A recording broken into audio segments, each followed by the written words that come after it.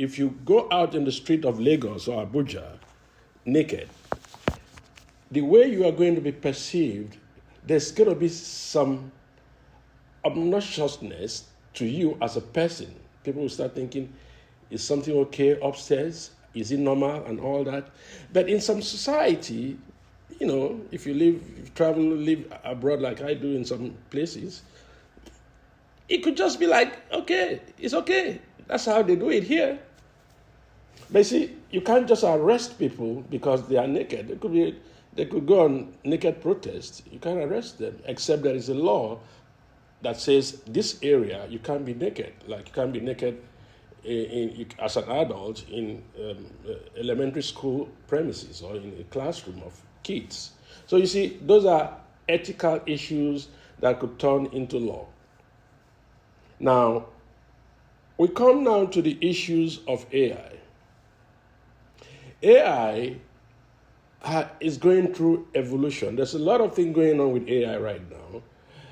EU is the only country, European Union zone, they are the only ones that have come forward with an aspirational, so to say, code.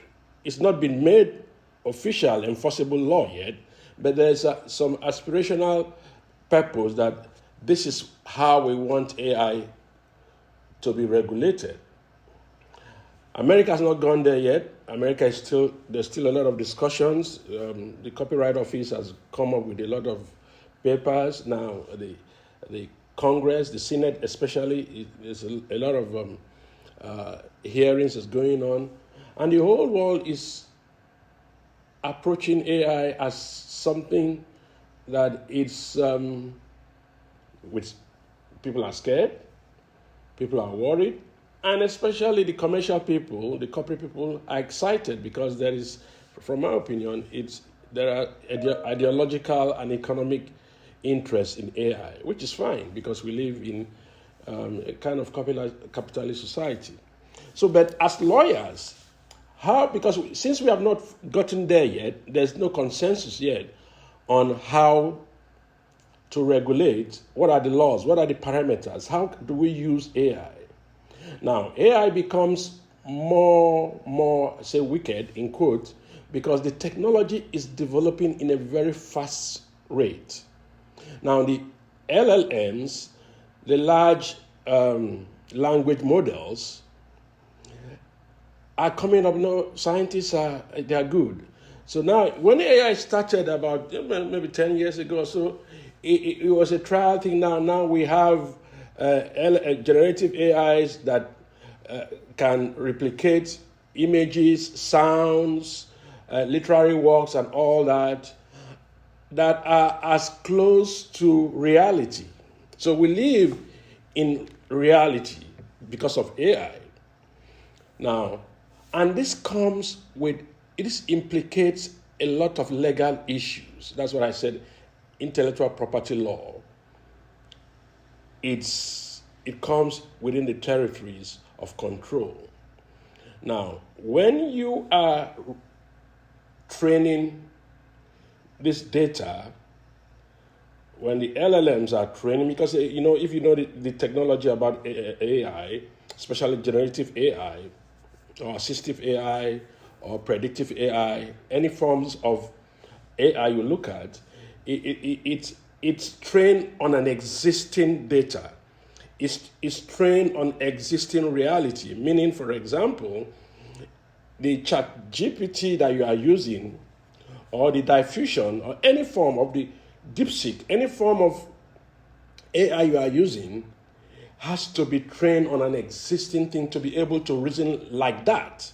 Meaning, if you want to know about Samii, there has to be a body of data about Samii out there in the cyberspace, on the internet, where your new system, your software, has to learn existing things about me. And that is where this conflict and this tension comes, because those existing issues, those existing data are most likely, highly probably protected by intellectual property. Yeah, there are some that might be in public domain, meaning there are some of those data that these AI systems train on that might be protected by fair use or, like in Nigerian law, fair dealing. That's the copyright exception. The same thing with patent, Whatever devices whatever idea you are trying to bring to life, your inventions are most likely you're going to learn from the existing technology. And that existing technology are highly probably protected by patent. And the same applies to all other IP rights, trademark, designs. So, in fact, something happened yesterday. Was it yesterday? I don't know what zone I am right now. You should Google the president of OpenAI, the owners of ChatGPT, Sam Altman, actually sent an official letter to the government of the United States asking them to suspend copyright so that the AI systems could develop without infringing copyright. So when I read that report, I said to them, suddenly they're accepting the fact that AI, especially the generative AI systems, the LLMs, actually are infringing on existing, because before now, their argument was that, they are only training on things that are open source, things that are not protected. But we all know, including me, that there's no way you can train, because you have to do a high level of technological filtering for you to separate public and open source or public domain datas or existing datas for you to say, this one is not protected, this one is protected, and that's an impossible task for you to do. So for Sam Altman, who is at the forefront of AI tech systems, to come up with this letter now asking the US government to please suspend copyright, at least in a certain way, so that we will be free to develop this new technology, because it's a rat race against China, because it's going to help the American technology to advance or be at par or ahead of other regions. So that gives you a clue that the old saying, the old understanding, the old propaganda, the excuse that AI, LLMs are only training on fair use, exempted intellectual property was a ruse. So let's, as we are thinking, and as future lawyers or those in the space, I want us to continue thinking, because Nigeria seems not to be really, really there yet in terms of our law and policy. I know there are documents being prepared to guide in the regulations of AI at the African Union level, but something concrete yet is not really there in Nigeria. Of course, it's an advanced technology, so Nigeria has to work with other nations to come to a good policy in order to protect or regulate AI. AI might be very difficult to regulate, but of course, we don't want AI to be left unregulated, because society might be endangered in terms of our national security, health issues, and all that. So as we are talking, as we are discussing these issues, I want us to pay close attention to it. I've gone through your PowerPoint. We're going to talk about that. Interesting things the mentees have done here. But let me conclude by going to something that is very important. That's what I'm working on right now. In fact, I'm talking about this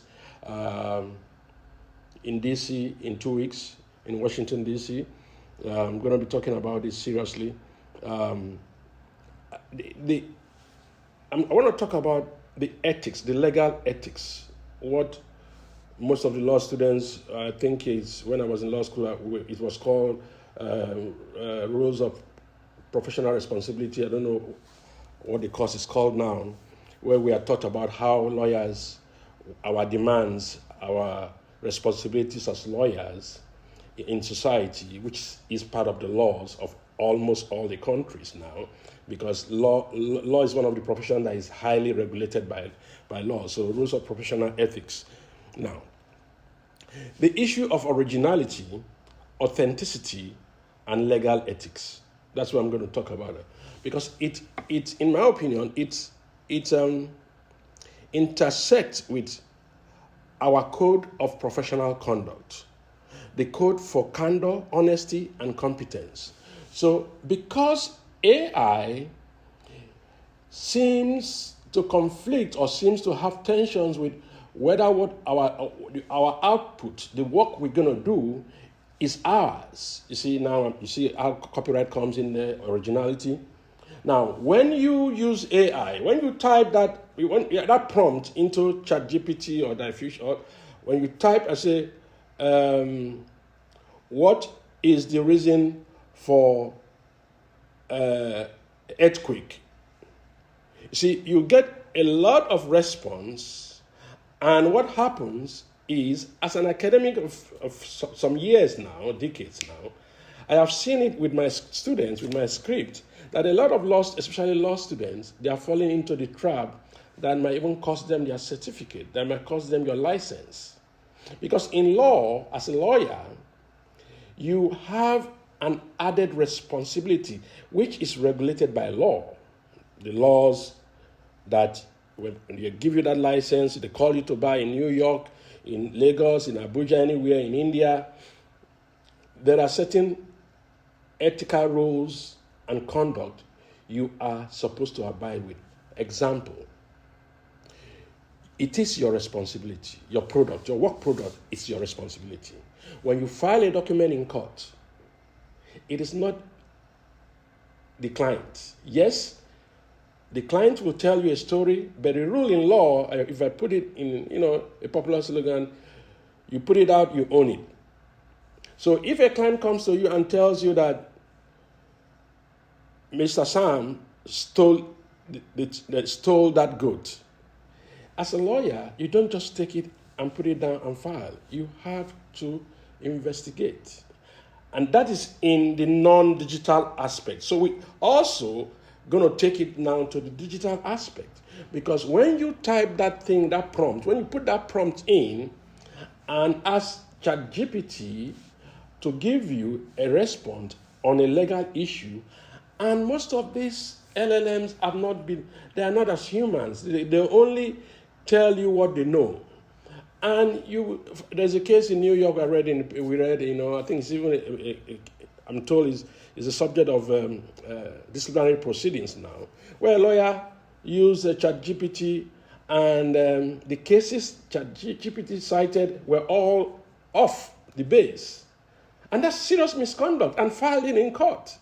So the judge, of course, anything you file, a good judge will look at it, read it, check the cases, and so that is a serious problem for lawyers.